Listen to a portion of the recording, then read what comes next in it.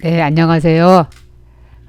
지금까지는 부처님이 어떻게 세상에 오셨고, 또 어떻게 출가를 하셔서 어떻게 성불하시고, 또 중생들을 제도하시고, 어떻게 열반하시고, 그리고 부처님의 제자들은 어떤 분들이 있었고, 어떤 가르침이 있었는지에 대해서 말씀드렸었습니다.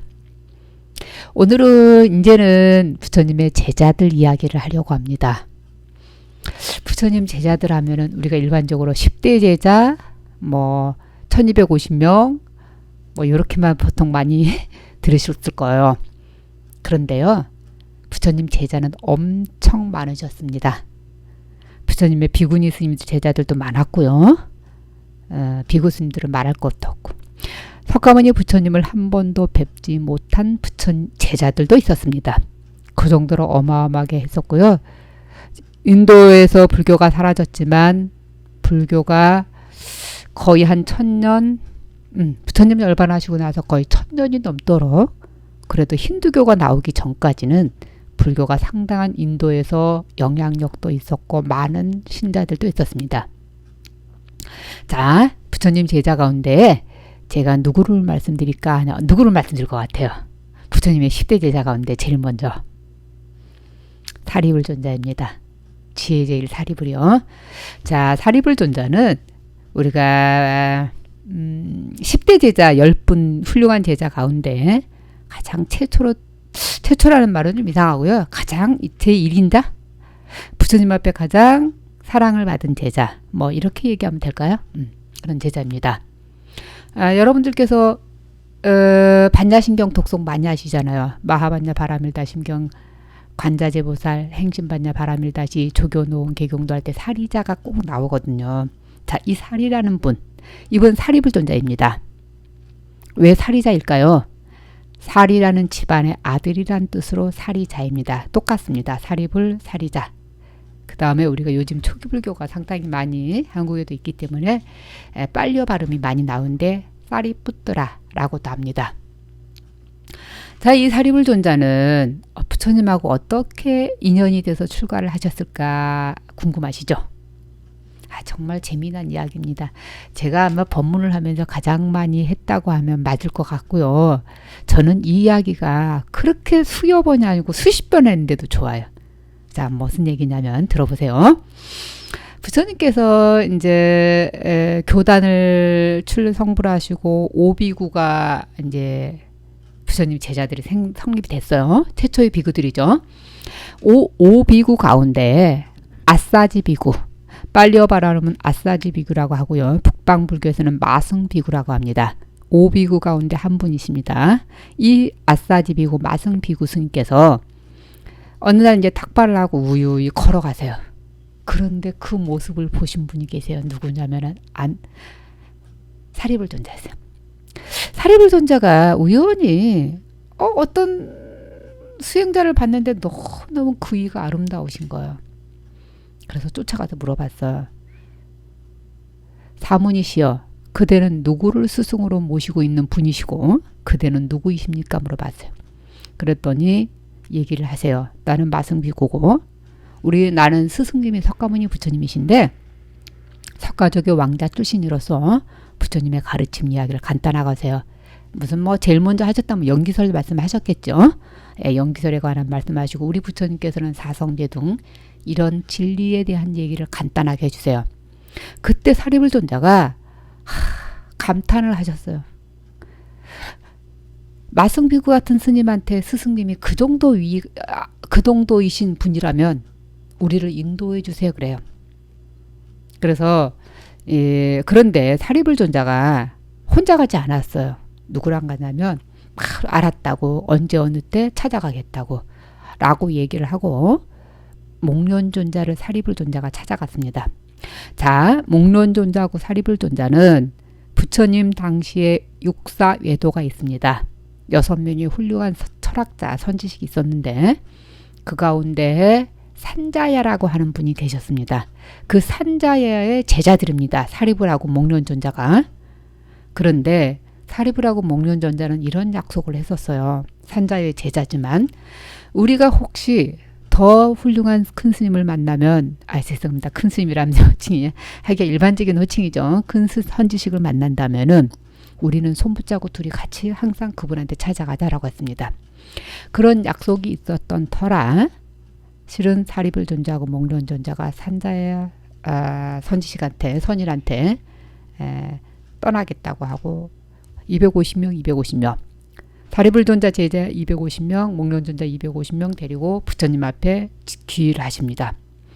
그때 우리 경전에는 이런 내용이 나와요. 산자애가 너무너무 화가 나고 애통해 하셔서 피를 토하고 죽었다라고 할 정도로. 글쎄요, 그 부분에 대해서는 우리가 진위 여부는 말할 필요는 없고요. 그만큼 목련 존자고 사리불 존자 출가에 대해서 간절함이 표현되었다고 볼 수 있습니다. 자, 이렇게 출가를 하셨는데 정말 부처님께서는 이 사리불 존자하고 목련 존자를 아끼셨던 제자 가운데 한 분이십니다. 아마 제가 이거 몇 번을 말씀하게 되네요. 자, 그래서 이제 이런 일이 있어요. 이제 부처님 당시는 다 유행입니다. 한 곳에서 머물러서 절에서 머무는 게 아니라 계속 다니시면서, 맨발로 다니시면서 또 뭐라고 표현해야 되나, 공양을 얻어 드시고 또 법문을 설해주고 중생을 제도해주는 이런 유행입니다. 지금처럼 사찰에서 거주하는 문화 자체가 아닙니다. 그래서 이제 이렇게 사리불 존자가 부처님 앞에 가르침을, 진리를 얻고 난 다음에 혹시 어디서 멀리 떠나게 될 때가 있어요. 유행을 가야 될 때. 그때 사리불 존자는 부처님하고 헤어지는 게 싫어서 그렇게 눈물을 많이 흘리셨어요. 그래서 사리불 존자는 뭐라 하셨냐면, 울지 말아라. 혹시 네가 어디를 가든지 간에 그 있는 곳에서 내가 있는 쪽에 향해서 대지, 땅을 만져봐라. 그리고 나를 위해서 네가 그렇게만 한다면 결국은 나와 같이 있는 것과 함께 있는 것 같다라고 하셨습니다. 자, 그런데 또 한 가지가 있어요. 제가 왜 사리불 존자 이 부분을 얘기하면 그렇게 좋아한다, 제 스스로가 좋고 법문을 많이 했다고 말씀드렸었어요. 누구 얘기냐면은 마승비구 얘기예요. 이 사리불 존자는 어디를 가든지 간에 부처님뿐만 아니라 마승비구가 어디에 있느냐 그러면 마승비구가 북쪽에 있다 그러면은 북쪽을 향해서 발을 뻗지 않았다고 합니다. 그리고 항상 어디를 가든지 간에 아싸지 비구, 마승비구에 대해서 예의를 항상 갖추었다고 합니다. 그것은 자신을 아주 정말 귀한 분한테, 위대한 선지식한테 인도를 해주신 선지식이다라고 해서 이렇게 해서 마승비구에 대한 어떤 위, 아니면 의리라고 표현할까요? 의리, 그 예절을 분명히 지켰다고 합니다. 참 쉽지 않은 일이죠. 아마 이 말씀을 들으시는 분들께서는 나를 인도하신 분들, 나를 지도했던 분들에서 나는 어떤 예의를 지켰나 한번 잠깐만이라도 생각을 해보세요. 우리가 조금만 저기 하면 쉽게 배신하고 쉽게 사람을 떠나보내고 이러지는 않을까요? 자, 그 다음 또 이야기를 하겠습니다. 아들 라훌라 이야기예요. 아들 라훌라가 석가모니 부처님 아들 라훌라예요. 죄송합니다. 말을 하다 보니까. 석가모니 부처님 아들 라훌라가 7살에 출가를 하시게 됩니다. 그 부분은 다음에 또 말씀드리겠습니다. 라훌라가 출가를 7살에 했을 때 이분한테 스승이 필요했어요. 그때 부처님께서, 석가모니 부처님께서 아들 손을 다 데리고 와서 누구한테 손을 맞잡아 주냐면은 사리불 존자를 불러요. 그러면서 사리불 존자를 스승으로, 아마 우리가 지금으로 치면 은사라고 보면 될 것 같습니다. 스승으로. 그 다음에 가르쳐 주신, 진리를 알려주고 어떤 계율을 알려주고 이렇게 인도해 주는 스승으로, 그러니까 가르쳐 주는 스승으로는 목련 존자를 인도했습니다. 아사리라고 볼 수 있습니다. 그래서 사리불하고 목련 존자를 두 분을 의지해서 라훌라가 스승을 삼아서 출가하게 됩니다. 아마 이런 부분도 봤을 때 부처님께서 얼마만큼 사리불 존자를 신뢰하셨는지를 우리가 느낄 수 있는 부분입니다. 자, 그랬는데 이 아들 라훌라가 출가를 하고 나서 스승님이시니까 사리불 존자를 모시고 어디든지 가게 됐어요. 어느 날 우연히 탁발을 가시게 됐는데 탁발을 가는 도중에 누구를 만나면 외도를 만났어요. 그러니까 불교가 신자가 아닌, 불교 수행자가 아닌 사람들 우리가 보통 외도라고 칭합니다. 자, 외도를 만났는데 그 외도가 그냥 사리불존자의 바루이죠. 그 바루가 우리처럼 이렇게 조그만 바루 아니에요. 목바루가 아니에요. 대체적으로 남방의 스님들은 바루가 막 이렇게 큽니다. 이렇게 큰 하나에 이렇게 짊어지고 다니시거든요. 그리고 아마 부처님 당시에는 그 바루가 아마 쇠바루였을 수도 있어요. 왜냐하면은 어쨌든 간에 그 바루를 가지고 뺏어갖고 사리불존자의 머리를 탁 쳤습니다. 그러니까 철바루였나 봐요. 그리고 사리불존자가 피를 줄줄줄 흘려요. 그때 라울라가 화가 잔뜩 난 거예요. 자기 스승을, 그리고 외도가 그렇게 해친 거에 대해서 막 화가 절절 나서 화를 막 내뿜고 막 소리를 지르고 막 이러셨던 것 같아요. 이렇게 하니까 사리불존자는 화를 안 내세요. 화를 안 내시고 이 라울라를 타일러요. 네가 왜 그렇게 화를 내야 되느냐. 그러면서 말씀을 또 이렇게 하세요. 우리 모든 것들은 다 정해진 일정한 것이 없다. 항상 흘러가게 돼 있다. 내가 이렇게 구성하고 있는 아상이라고 하는 것조차도 다 무아인 거고 무상이거늘 무엇을 가지고 나라고 해서 그렇게 네가 화를 내느냐라고 하십니다. 그래서 인욕하십니다. 나중에 훗날이라기보다도 후에 부처님께서 사리불존자하고 라울라가 그렇게 탁발 갔다가 그렇게 외도한테 당해서 피를 흘렸는데 사리불존자가 이렇게 화내지 않으셨다라고 하는 걸 들으세요. 그때 부처님께서 정말 칭찬하셨습니다. 사리불은 정말 위대한 사람이다 이랬습니다. 그러면서 인욕하는 것이 세상에서 가장 용감한 일이다 라고 하십니다. 제가 경전에 관한 책을 만들 때 느낀 게 있어요. 초기불교 경전이든 아한부 경전이죠. 초기불교 경전이든 대승불교 경전이든 가장 많이 나오는 게 있습니다. 육바람일 가운데 하나라고 볼 수 있습니다. 육바람이라는 말은 대승불교에서 나오는 얘기입니다. 자, 어쨌든 간에 인욕이 육바람일 가운데 하나이고 부처님 시대에서도 굉장히 인욕을 강조하셨나 봐요. 거기서 가장 많이 나오는 거는 제가 봤을 때 인욕이었습니다. 그만큼 수행자로서 살아가는데도 인욕을 해야 될 것이고 아마 세상에서 사시는 이런 모든 불자님들도 세상에서 살려면 많이 참으셔야 되죠. 그러셔야 될 겁니다. 그래서 인욕이 참 많이 나오더란 얘기입니다. 자, 그러면 부처님과 아까 제가 부처님이 그렇게 사랑하는 제자였다라고 했는데 몇 가지 말씀을 드려볼게요. 그 이야기가 있습니다. 부처님께서 가끔 이렇게 큰 행사에 법문을 하실 때 법문을 못 하실 때가 있으셨어요. 그 뭐라고 하시냐면은 사리불존자야, 내가 이렇게 오늘 비구를 위해서 법문을 해야 되는데 오늘 법문할 만큼의 몸이 참 건강이 좋지 않구나. 등이 너무너무 아프다. 너가 대신 내 대신 법문을 하면 어떻겠느냐라고 하셨습니다. 아마 이 정도로 맡기실 정도였던 것 같아요. 근데 제가 이런 얘기를 하면서 어느 사찰 불교대학에서 사리불존자 이런 말씀을 드렸어. 이렇게 부처님이 참 애착을 가지셨다고, 제자한테 잘했다고. 그랬더니 어느 거사님이 손을 번쩍 들더니 저한테 그래요.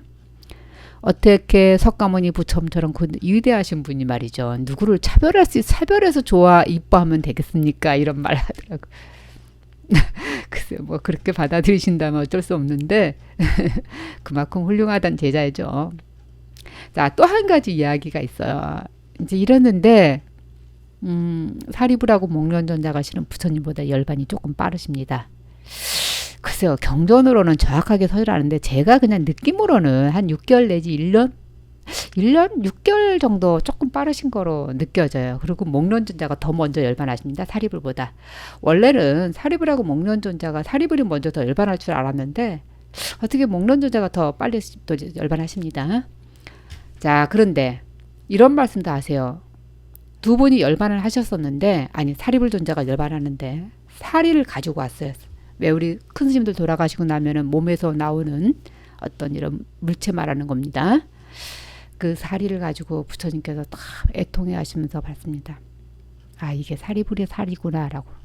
그러면서 이런 말씀하세요. 비구들아, 나의 심정은, 지금 이 마음은 가지가, 큰 나무가 이렇게 가지가 있는데 그 큰 나무에 가지가 다 부러진 것과 같구나 했습니다. 큰 나무에 가지가 없는 것처럼 같다라고 하면서 그 가지를 사리불과 목련에 비교를 했었습니다. 그러니까 부처님 교단에서 아마 두 분의 역할이 꽤 컸었나 봐요. 자, 그러고 난 다음에 또 이런 말씀도 하세요. 다른 경전에 보면은 이런 말씀이 있어요.